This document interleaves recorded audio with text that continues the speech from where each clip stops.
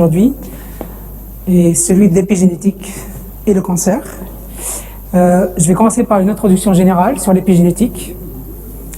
Je ne vais pas faire beaucoup d'introduction sur le cancer, mais ça viendra petit à petit. Je vous présenterai ensuite nos résultats de recherche fondamentale au laboratoire et les résultats d'autres laboratoires dans le monde. Et je finirai par l'implication de ces résultats de recherche fondamentale en cancérologie. Donc, le travail que je vais vous présenter aujourd'hui a porté sur l'étude d'un mécanisme épigénétique qui est celui de la méthylation des lysines, d'accord, sur les histones. Je vous dirai juste après de quoi il s'agit, dans le contrôle du destin cellulaire normal et la dérégulation de ce mécanisme en cas de tumorigénèse.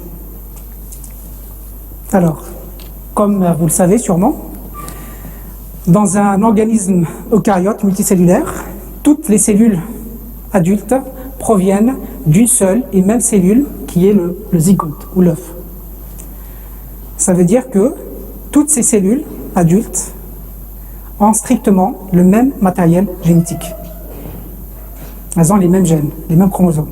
Et pourtant, elles sont très différentes au niveau du phénotype, des fonctions, de la localisation, etc., de l'architecture, etc., etc.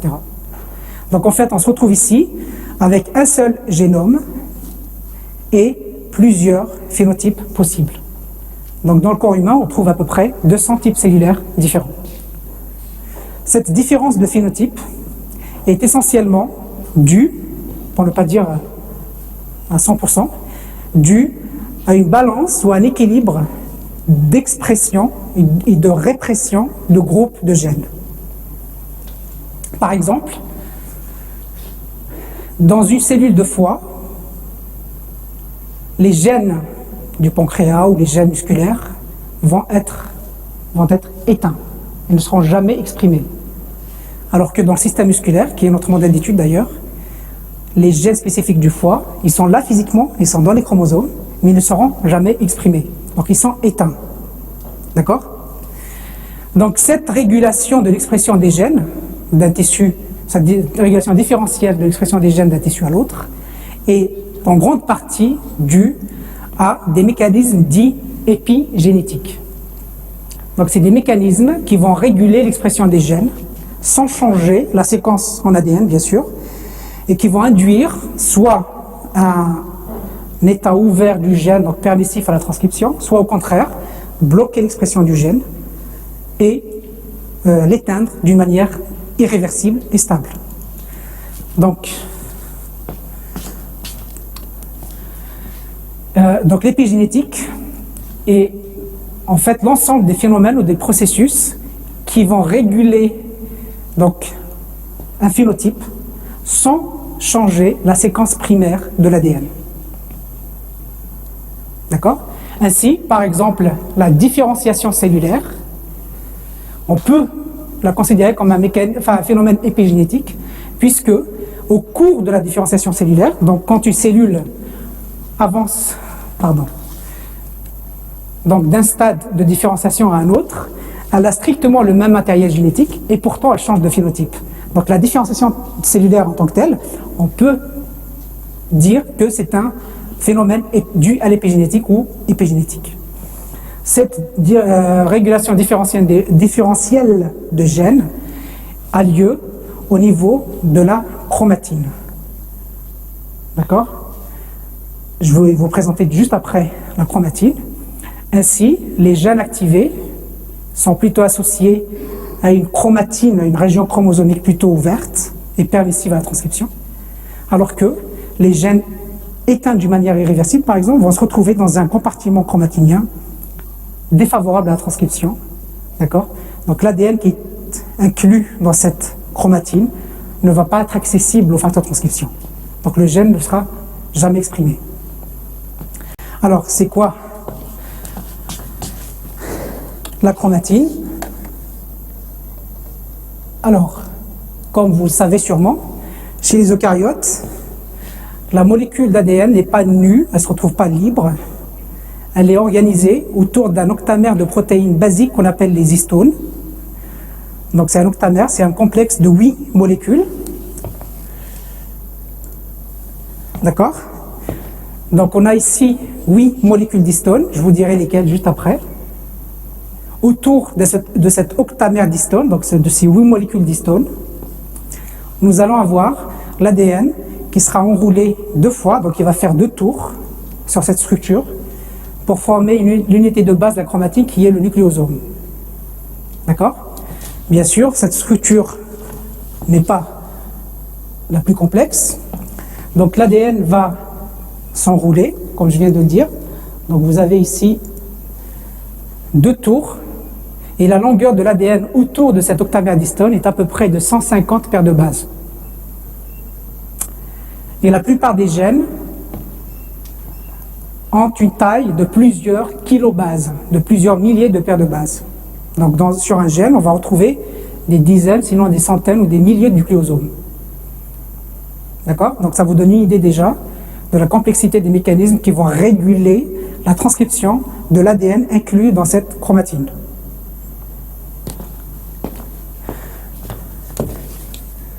Ensuite, cette première structure dite en collier de perles, donc celle-là, vous voyez, donc ça c'est l'ADN internucléosomal.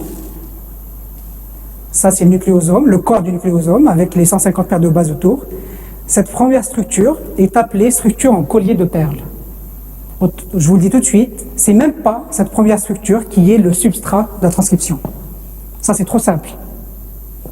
D'accord? Donc vous voyez déjà que l'ADN n'est pas accessible tout de suite à la machinerie transcriptionnelle. Donc en fait, la forme chromatinienne active ou qui est transcrite dans le noyau, c'est plutôt la fibre chromatinienne de 30 nanomètres de diamètre.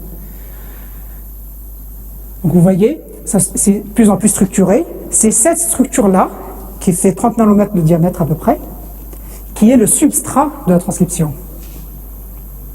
Ici, vous avez les gènes qui sont potentiellement activables. Ce n'est même pas des gènes éteints. Et cette structure, cette fibre chromatinienne, donc c'est celle qu'on retrouve le plus dans la chromatine active, va subir des niveaux de complexité de plus en plus élevés.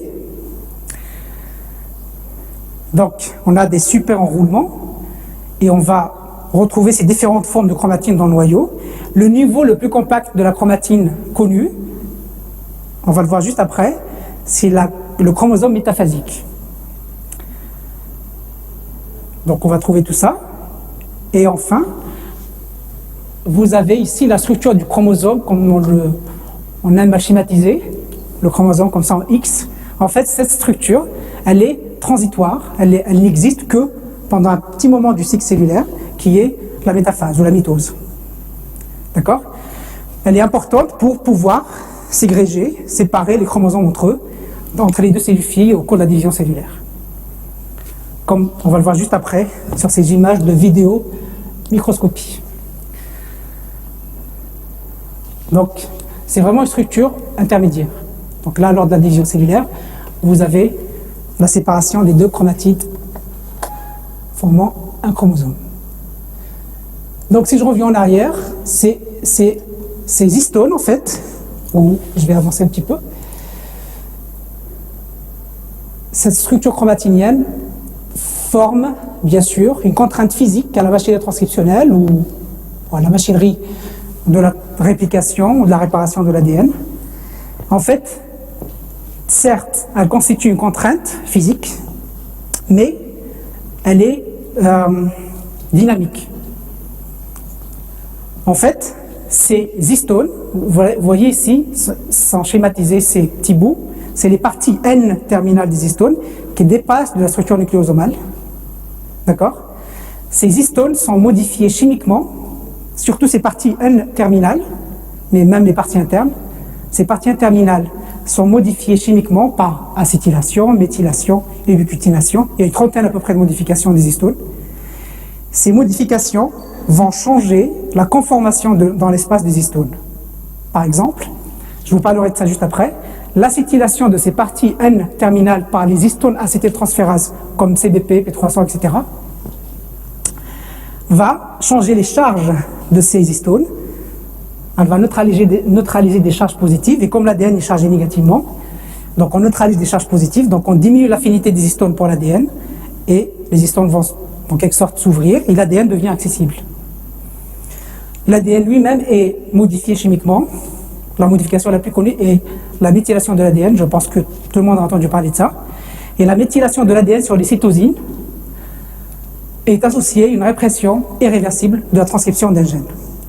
En fait, c'est l'ensemble de ces modifications chimiques des histones ou de l'ADN qu'on appelle communément modifications épigénétiques. Donc c'est par ces mécanismes-là qu'on va changer le profil d'expression des gènes dans un tissu ou dans une cellule. Donc c'est l'ensemble de ces mécanismes qu'on va appeler mécanismes épigénétiques. Vous voyez, donc le facteur de transcription que vous connaissez tous, qui va reconnaître finalement une séquence spécifique sur l'ADN, sur un promoteur pour réguler l'expression des gènes, c'est pas suffisant en soi. D'accord? Et on va essayer maintenant justement d'aller un peu plus en profondeur. Donc c'est juste une petite introduction sur l'épigénétique et on va essayer de voir de quoi il s'agit exactement. Donc schématiquement, donc ça reprend un petit peu ce qu'on a vu sur la vidéo. Donc la double hélice d'ADN n'existe pas chez les eucaryotes. L'ADN n'existe pas en tant que tel, en tant que molécule nue. Il est donc organisé autour d'un octamère d'histones, qui sont les histones canoniques H2A, H2B, H3 et H4, avec les parties interminales qui débordent, comme je viens d'expliquer, et qui peuvent être modifiées par un grand nombre de modifications. On en découvre quasiment tous les mois, par exemple phosphorylation, méthylation, acétylation, etc., etc. Ces différentes modifications vont soit compacter cette chromatine ou au contraire ouvrir cette chromatine. Et donc le degré de complexité le plus avancé, donc comme je l'ai dit auparavant, c'est le chromosome métaphasique. Donc ça c'est fait. Bien. Maintenant, si ici ça reprend un petit peu ce schéma, reprend les différentes tailles de cette chromatine. Donc on commence par la double hélice d'ADN qui est à peu près qui fait 2 nanomètres de diamètre. La structure en collier de perles, donc la structure primaire, dont l'unité de base est le nucléosome qui est là, 11 nanomètres. Et la fibre chromatienne de 30 nanomètres, etc. Jusqu'au chromosome métaphasique qui peut faire jusqu'à 1,4 micromètre de diamètre. Alors, il existe un grand nombre donc, de modifications, des histones, qui vont agir de concert finalement pour compacter cette chromatine. Ainsi, par exemple, la méthylation des lysines numéro 9, numéro 27 de l'histoire H3 ou la lysine numéro 20 de l'histoire H4 sont associées à la compaction de la chromatine. Donc elles sont défavorables à la transcription.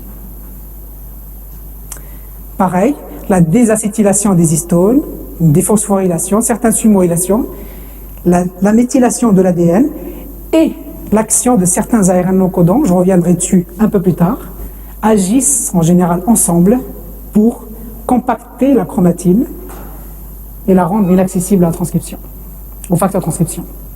Au contraire, heureusement d'ailleurs, il existe des mécanismes, donc on peut parler de la déméthylation physique de ces méthylations, d'une acétylation, donc on va inverser cette désacétylation par une acétylation, ou de certains types de méthylation, par exemple la méthylation de la lysine 4 de l'histoire 3, certaines phosphorylations, et certains ARN non codants également, ils font le contraire, c'est-à-dire qu'ils vont décompacter la chromatine et la rendre accessible à la transcription.